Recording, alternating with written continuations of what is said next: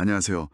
혹시 반려견 입냄새, 그냥 뭐 나이 들어서 그런가 보다 하고 넘기시나요? 근데 이게 사실 성견 10마리 중 8마리가 앓는다는 치주 질환. 이게 생각보다 훨씬 더 복잡한 문제일 수 있거든요. 오늘은 바로 이 반려견 치주 질환의 어떤 숨겨진 열쇠, 이걸 좀 찾아 떠나볼까 합니다. 일본에서 소형견 한 665마리 대상으로 한 연구가 있어요. 아주 흥미로운데 이 자료를 통해서 특정 세균하고 또 그 세균이 가진 일종의 무기가 어떻게 우리 강아지들 잇몸 건강을 위협하는지 좀 깊게 파헤쳐 볼게요. 여러분, 반려견 구강 관리, 오늘 이야기가 아마 새로운 관점을 더해줄 겁니다. 네, 맞습니다. 그 핵심 용의자라고 할 수 있는 게 바로 포르피로모나스 굴레라는 세균인데요. 이 세균이 가진 좀 특별한 무기가 있어요. 핌A 유전자형이라고 하는데 이게 치주 질환의 어떤 심각도와 어떤 관계가 있는지, 또 뭐 나이나 견종에 따라서 양상이 어떻게 달라지는지 이런 걸 좀 집중적으로 살펴보겠습니다. 아, 뭐였죠? 이름이 좀 어렵네요. 포르피로모나스 굴레. 네. 그럼 우선 치주 질환, 이게 정확히 어떤 병인지부터 간단하게 짚어주시죠. 네, 뭐 간단히 말하면 잇몸에 생기는 염증이라고 보시면 돼요. 처음에는 그냥 잇몸만 붓는 치연염, 여기서 시작하는데요. 이게 좀 심해지면 잇몸하고 치아 사이에 치주낭이라는 깊은 틈이 생겨요. 여기가 이제 세균들이 살기에 아주 그냥 딱 좋은 환경이 되는 거죠.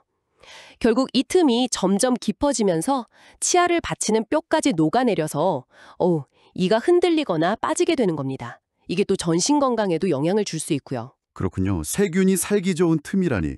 아까 그 말씀하신 이름 어려운 거. 포르피로모나스 굴레 세균. 그리고 핌A 유전자형은 뭔가요? 그건 또. 아, 네. 포르피로모나스 굴레는 치주 질환을 일으키는 뭐랄까 주요 원인균 중 하나로 꼽힙니다.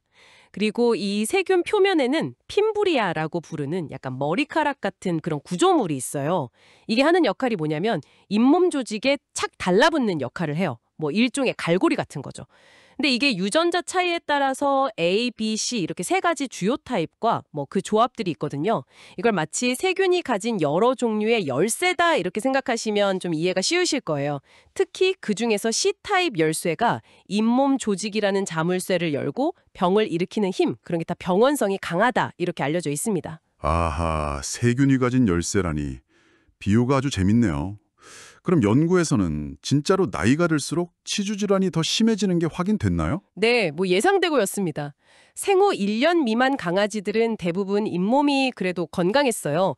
근데 딱 10살 무렵부터 약간 경증, 2살엔 중등도, 그리고 3살부터는 좀 심각한 치주 질환이 나타나기 시작하더라고요. 특히 한 6살까지는 정말 눈에 띄게 악화되는 그런 경향을 보였습니다. 역시 나이는 진짜 무시 못하는군요. 근데 이게 단순히 그냥 노화 때문만은 아닌 거잖아요.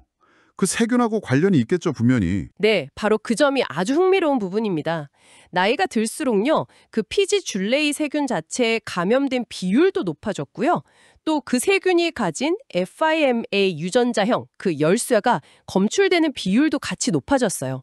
즉, 나이가 들면서 이 문제의 세균에 감염될 확률 자체가 높아지고 한 번 자리를 잡으면 이게 잘 사라지지 않는다는 걸 좀 보여주는 거죠. 와, 그럼 이 피줄레이 세균에 감염되는 것 자체가 확실히 치주 질환을 악화시키는 원인이 되는 건가요? 네, 연구 결과가 아주 명확하게 보여줍니다. 피이굴라의 세균이 아예 없는 그룹하고 비교했을 때요. 어떤 피메이 타입이든 하나라도 가진 그룹에서 치주 질환이 훨씬 심각했습니다. 이게 통계적으로도 그냥 우연이라고 보기 어려운 아주 의미 있는 차이 P0.01이었어요. 잠깐만요. 그럼 어떤 피마 타입, 그러니까 어떤 열쇠를 가졌는지가 중요하겠네요. 아까 C타입이 특히 좀 나쁘다고 하셨는데 그럼 뭐 B타입이나 여러 타입 열쇠를 가진 경우는 어떤가요? 오, 정확합니다. 아주 예리하신데요. 특히 B타입, C타입, 그리고 세 가지 타입을 모두 가진 ABC 그룹, 이런 그룹들에서 치주 질환 심각도가 세균이 없는 그룹보다 훨씬 높게 나타났습니다. 그리고 여러 종류의 열쇠, 피메 타입을 동시에 가진 경우, 그러니까 뭐 2중, 3중 감염일수록 병이 더 심각해지는 경향도 아주 뚜렷했고요. 이게 뭘 의미하냐면 피굴라의 감염 자체가 문제긴 한데 어떤 열쇠를 가졌는지 또 몇 개나 가졌는지가 병의 심각도를 좌우할 수 있다, 이런 뜻입니다. 이야, 이거 정말 복잡하네요. 견종별 차이도 있었다고요. 토이푸들, 닥순트, 치와와 이 셋을 비교했다던데요. 네. 근데 놀랍게도요. 이 세 견종 모두 95% 이상이 어느 정도는 치주 질환을 앓고 있었어요. 정말 흔한 문제인 거죠. 평균적인 심각도를 보면 닥스훈트가 가장 높았습니다. 토이푸들보다도 유의미하게 높았어요. 어, 잠깐만요. 근데 닥스훈트가 병은 제일 심한데 피마 유전자용하고는 뚜렷한 관련성이 없었다면서요? 이건 좀 이상한데요. 어떻게 해석해야 하죠? 아, 그게 아주 중요한 포인트입니다. 닥스훈트의 경우 맞아요. 치주 질환이 심각함에도 불구하고 피메아타입 분포하고는 큰 연관성이 없었어요. 이게 뭘 시사하냐면 닥스훈트의 치주 질환에는 피줄레이 감염 말고 뭐 다른 거, 예를 들면 유전적인 요인이나 아니면 뭐 생활 습관 같은 다른 요인이 더 크게 작용할 수 있다. 이런 중요한 단서가 됩니다. 즉 견종에 따라서는 세균 관리만으로는 좀 부족할 수 있다는 거죠. 반면에 토이푸드는 피메아 타입스가 많을수록 그리고 치와와는 B타입을 가질 때 더 심각해지는 경향을 보였어요. 아, 그리고 또 흥미로운 건 치와와는 다른 두 견종보다 피줄레이 감염 자체가 좀 적은 편이었어요. 와, 진짜 견종별로 정말 다르네요.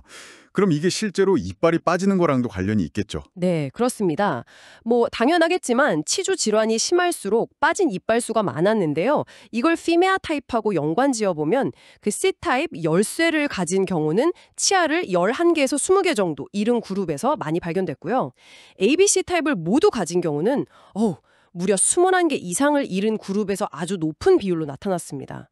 그러니까 특정 열쇠들이 심각한 치아 상실과 직접적인 연관이 있다. 이렇게 볼 수 있는 거죠. 자, 그럼 정리를 좀 해보면 소형견의 치주 질환은 정말 흔하고 나이가 들수록 심해진다. 그리고 피줄레이라는 특정 세균, 특히 그 세균이 가진 B타입, C타입이나 여러 타입을 가진 경우가 더 위험하다는 거네요. 아, 그리고 견종별 차이도 절대 무시할 수 없고요. 네, 정확히 맞습니다. 따라서 어릴 때부터 좀 병원성이 높은 피메이 타입을 가진 PS 줄의 세균이 이번에 아예 자리 잡지 못하도록 예방하는 게 중요하다고 할 수 있겠죠. 앞으로는 이 피메이 유전자형을 확인하는 것이 반려견의 치주 질환 위험도를 미리 예측하고 관리하는 데 꽤 도움이 될 수 있겠습니다. 네. 오늘 저희가 살펴본 연구는 그래도 비교적 건강한 개들을 대상으로 했는데요. 만약에 뭐 선천적인 질환이 있거나 다른 병을 이미 앓고 있는 아이들이라면 어떨까 이런 생각도 들고요. 또 뭐 다른 나라나 다른 환경에서 자란 반려견들은 구강 내 세균이나 치주 질환 양상이 또 어떻게 다를지 이런 부분들도 앞으로 좀 더 연구가 필요해 보입니다. 여러분의 반려견은 어떤지 오늘 이야기를 계기로 한번 잘 살펴보시는 건 어떨까요?